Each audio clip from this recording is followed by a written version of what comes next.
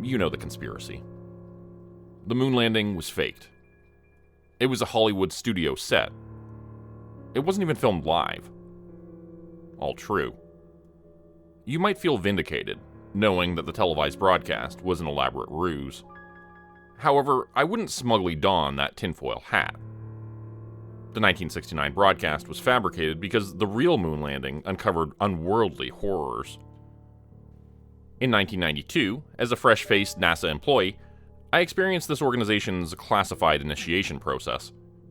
I was privy to the knowledge that the iconic moon broadcast had been a hoax. I felt pity for Aldrin, Armstrong, and Collins. If the technology had been ready, they could have walked on the moon. I sighed. They deserved that mission. Nobody deserved that mission, Dr. Penny Bradshaw muttered. I ignored the scientist, as she wasn't the most socially adept person. Do you know about the first tape? She continued. I sighed, realizing the conversation could not be avoided. Huh? I asked, attempting to mask my annoyance. The first tape, Penny repeated. I don't know what you... We went to the moon, Penny said. The Apollo lunar module went to space, but it was the Aldo module which landed. It was the scouting module. Eau Claire and Smithson were the first men on the moon. And the Apollo module would have landed too, but...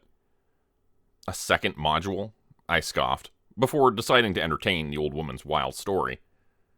And why wouldn't these astronauts receive the credit for landing first? Snapping back into reality, Bradshaw flushed. Oh, I shouldn't have talked about this. Forget I said anything. Dr. Rowland told me we never landed on the moon, I said. Why would he lie? Why would he spin an even taller tale? He could have allowed NASA employees to continue believing what the rest of the world believes. We distract you from the truth. Some things aren't worth knowing. Before the moon landing, we had no idea what we were going to find, Dr. Bradshaw explained. But there were murmurings about the unsettling frequencies, the received signals which had driven several scientists to abandon the project completely. Many of the higher-ups didn't want us to send a manned mission to the moon. But the Russians were stubborn about pressing onwards. We had to beat them. I don't understand, Dr. Bradshaw, I said, not believing a word of her tale. People saw things, Daniel. Things they couldn't explain. The radio signals drove them insane. One man took his life, but they don't talk about that. And they don't talk about what really happened on the moon. They didn't tell us any of this, I said. And if it were true, they would tell us. She sighed. You have no idea about the things that they hide from you. Aldo 11 was a black operation, off the books. It ran alongside the Apollo 11 mission. It was intended to prove to NASA that Armstrong's manned mission to the moon would be safe. Right, I sighed. Ignoring me, Penny Bradshaw continued. We had a contingency to utilize a pre-recorded tape from the studio. And when Aldo 11 failed, that's exactly what we did. What are you saying? I asked. We went to the moon, but the real tape was never televised? Penny Bradshaw nodded. There were two teams. Armstrong's team and the team who saw horror beyond your wildest imagination. I was nothing more than a newly graduated boy, and I knew that hazing was common in many workplaces. But in the case of Penny Bradshaw, I knew she didn't have a vicious side. I thought she'd simply lost the plot. She was an elderly, near-senile scientist who ended up retiring less than a year later. It was a well-known fact that Bradshaw was suffering from the early stages of dementia, but she'd secured a steady position at NASA. She had status. I should have respected that. I should have respected her. But I didn't think about what she said until the Clementine mission in 1994. It was a disastrous expedition, intended to observe the moon and 1620 Geographos, a near-Earth asteroid. But as was the case with many lunar missions, it ended with a devastating spacecraft malfunction. Yet, with this particular failure, all I could think of was what Penny Bradshaw said.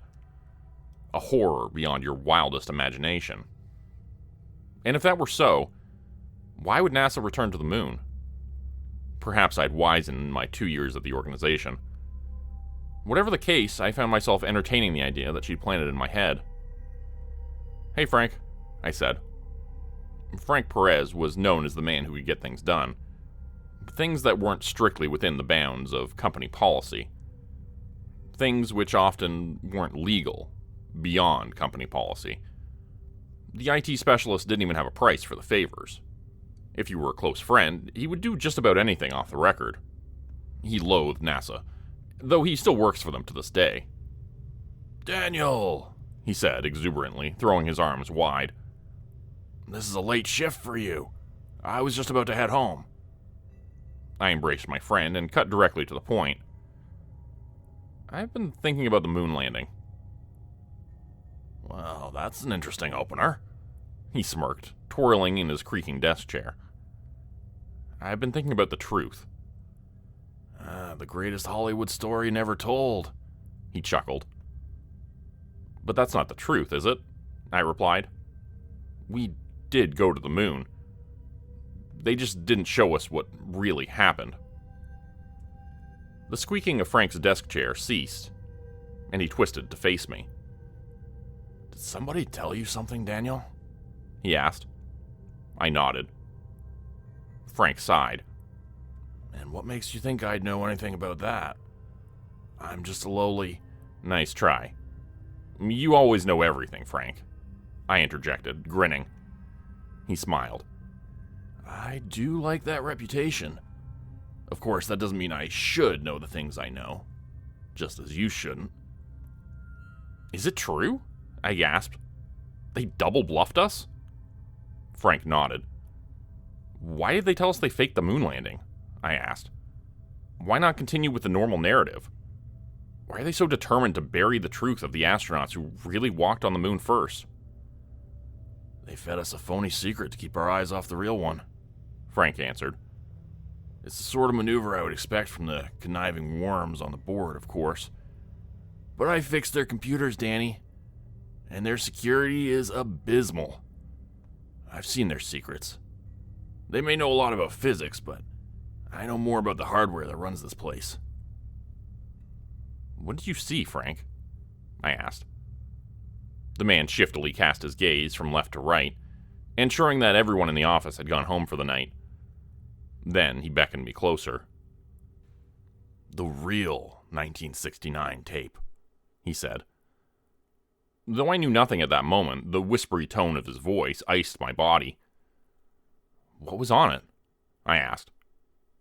Frank's eyes grew distant. The computer expert patted a desk chair beside him, and I sat down. "I have the file, you know. I shouldn't, but I do. And I'll show you," he said, starting to type. "But the contents of that tape, they change you." I shivered, but my lips moved of their own volition. "Show me," I said. Frank nodded, having already entered Prism into the Explorer's search bar. "One final thing." He paused, hovering the cursor over a file entitled 011 Tape. I sighed. "Come on, Frank, it's okay, I know what—" "You don't know anything. And you'll know even less after seeing this. It will corrupt your dreams for nights to come," he interrupted. "After I saw the footage, I had visions, Daniel. Awful visions. I made it through the ordeal, but I don't know what happened to me. The same thing that is reported to happen to anyone who watches it." I rolled my eyes. "Come on, Frank, you watch too many films." "You may be a man of science, Daniel, but in 10 minutes, you won't be. There are various classified documents concerning the tape. These reports detail the thing that Eau Claire's team found. And even 30 years later, we still don't understand it." Nightmares, hallucinations. I'm ready, Frank. This is an opportunity to witness a pivotal point in human history. Something few people have ever seen. I said. I won't let this opportunity pass. But, Frank started. You survived it, I interrupted. I'll be fine. I'm willing to take the risk, Frank. Curiosity gets the best of me. I don't believe that a tape causes hallucinations or feverish dreams, but I certainly hope it gives them answers. He sighed. Some questions don't have answers, Daniel. Nevertheless, Frank Perez clicked on the file, and the tape began to play in a small window. The video contained grainy, blurred footage of a metallic ladder leading towards a rocky, cavernous surface. This is Eau Claire, a man with a sturdy French accent announced. Status report on the Apollo 11 module. Eau Claire, this is Mission Control. Apollo 11 module nears arrival. Awaiting your verdict. A staticky voice responded. Roger, Eau Claire replied. Taking my first step now. And the weather's looking fine. You are the first man on the moon, Commander Louis Eau Claire. Congratulations, the voice responded. Thank you, Control, Eau Claire responded. Smithson is joining me now. Second man on the moon, Smithson joyously laughed. The pair floated aimlessly for a few minutes, reveling in the truth that they were the first two men on the moon. Though nobody outside of NASA would ever know, I can only imagine the elation they must have felt. The readings do not match those of unmanned missions, Eau Claire said. No radio interference. Coast is clear. Negative. Picking up readings near the Surveyor 1 site, Commander, Smithson said, visibly hopping into the distance. Copy, Smithson. Do you copy Mission Control? Eau Claire asked. Copy, Eau Claire, the staticky voice said. Analyzing the transmission now. Unidentified radio signal confirmed. It matches the Surveyor 1 data. Conferring with primary mission controller. Wait for the go-ahead to continue. Continuing exploration, Mission Control, Eau Claire announced. The warped footage depicted the two-man crew bouncing slowly across an ever-darkening lunar surface. Their craft had landed towards the dark side of the moon. Eau Claire steered the camera towards Earth for a brief moment, and a white block was visible in the distance. The official Apollo 11 module. Commander, are we clear to proceed? Smithson asked. The second-in-command pointed an eager, gloved finger towards a lightless opening in the face of a mountainous ridge. Eau Claire and Smithson, this is Mission Control. Await instruction from Controller. We have not cleared you to keep... Negative, Eau Claire interrupted. I won't go home without seeing what's in there, sir. Smithson, we are heading into the cave. Eau Claire, the Mission Controller has... The staticky voice started. Return ship. All to 11 crew. Another voice intermittently growled. That's an order. The second man sounded much sterner than the first, but the transmission was so choppy that he was barely intelligible. Eau Claire took advantage of that situation. Did not copy your last two messages, Mission Control, Eau Claire said, hopping ever forwards. Entering the crater. Commander Eau Claire and Smithson soared into the blackened mouth of an untoward cavern. Dim lights fitted their suits guided the way, but the camera's footage seemed to deteriorate with every passing second. You hear that? Frank asked me. I'd been so immersed in the recording that I'd hardly noticed my friend and I were sitting in a dark, empty office.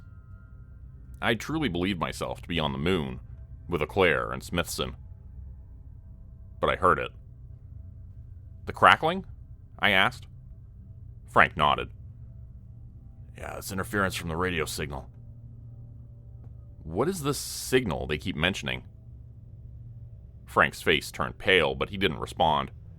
He simply nodded his head at the footage of the astronauts floating through a narrow, lightless underground tunnel. Commander Eau Claire, do you see that? Smithson shouted. The commander gently sprang towards his friend, and the camera revealed a domed room. Oddly smooth walls enclosed the tiny space. It all looked manufactured somehow. Unnatural. What is that? Auclair whispered as the two astronauts swam towards the center of the room. I realized that the light was no longer coming from the astronauts. I distinguished a translucent, glassy object in the heart of the room. A triangular prism that emitted a throbbing glow. The recording was so damaged that it was painstakingly difficult to discern the visuals or the audio. And yet, something about that object was crystal clear. It was immeasurably vibrant, distinct from its surroundings. "This is the source of the signal," Smithson said. "I told you we were right to land here." "Excellent work, Smithson," Auclair said. "Mission Control, do you copy?" "Aldo 11 crew, do you receive this transmission? Return to your module now," the static voice repeated. "Roger. We lost you for a minute there," Auclair lied. "It's beautiful, isn't it, Smithson? We'll go down in history for discovering this. Could it be evidence of alien life? God? Who knows? Future scholars will decide." Smithson didn't respond. "Smithson?" Auclair asked. The unresponsive astronaut hovered before the prism, transfixed by the inexplicable light it cast from its invisible innards. "Smithson, we are going to return to the module. Do you copy?" Auclair asked. "They might still allow the Apollo 11 mission. We've proven there is no danger here." "I didn't used to understand," Smithson whimpered, seemingly oblivious to his commander's presence. "I do now." Auclair glided closer, filming the bright object. The audio interference increased in severity. "Smithson? Are you okay?" Auclair asked. "Aldo 11 crew, return to your lunar module," Mission Control repeated. And then something happened which, to this day, I have not been able to rationalize.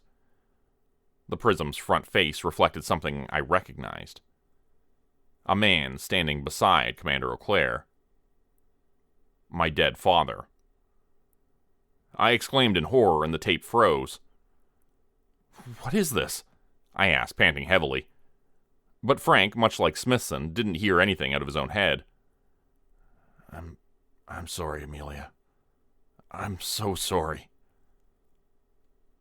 I was staring at something beyond any scientific explanation. In a 1969 tape on the moon, I saw my father. That tall, terrifying man from my childhood. A malignant man. A man who somehow eyed me from the prism's surface. An object filmed 30 years ago on an ancient, cursed film. I had long suppressed the memory of what my father did to me. The merciless beatings. The night on which he tried to kill my mother. My 10th birthday. But as his bulky black eyes bore into my soul, that painful prism provided clarity that I had never wanted, never needed. It reminded me of what happened that night. How I saved my mother. It revealed the knife in my hand.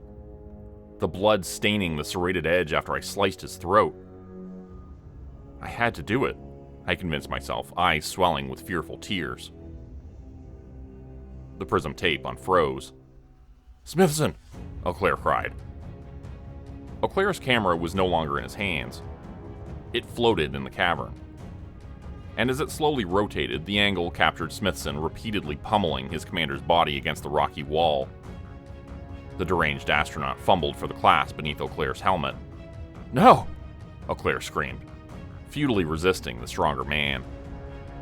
The helmet released.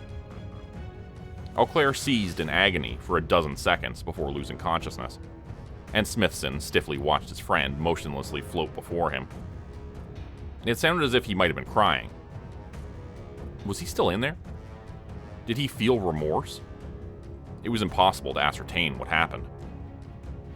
As for Auclair's unsheltered head, the footage was, thankfully, too distorted to display the detailed horror of his oxygen starvation. The tape ended. The prism vanished. But on the glassy surface of Frank's monitor, barely discernible against the desktop background, the reflection of my father remained. Terrified, I tried to move. I tried to face Frank. The spectral father grew in the screen's reflection, and his face smoothed before caving inwards, transforming him into an eyeless entity. Following clarity, there was distortion.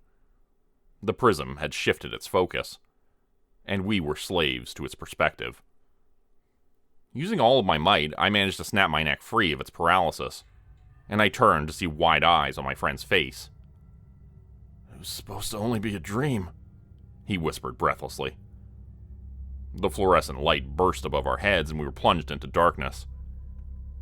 However, unexpectedly regaining control of our limbs, Frank and I fell from our chairs. "What did you see?" Frank panted.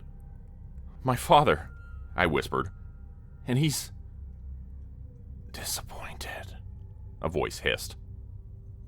I twisted my head to see my father, a man whose frame scraped the ceiling tiles.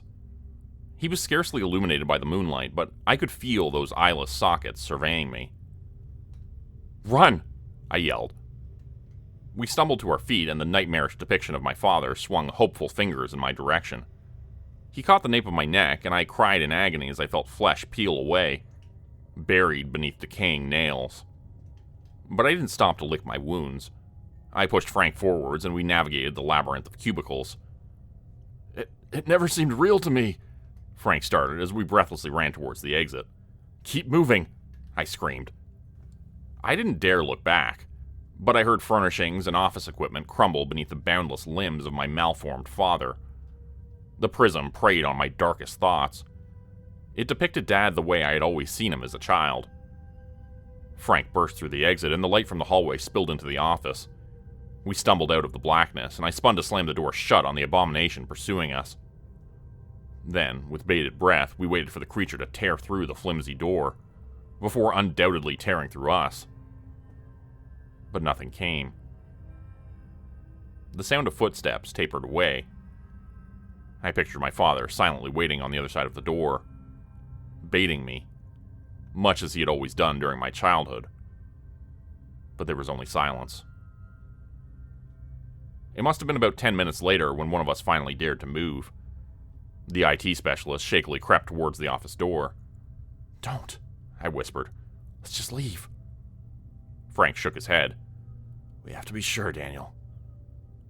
The man threw the door open, and he flicked on the main lights. They illuminated an empty office space. My father was gone. "She's not here," Frank whispered, wiping tears from his face. "Who?" I asked. "I saw her when I first watched the tape. Amelia. My Amelia. She was my wife," Frank explained. "I saw her in my dreams. Nightmarish hallucinations, but never anything real. Nothing that came for me.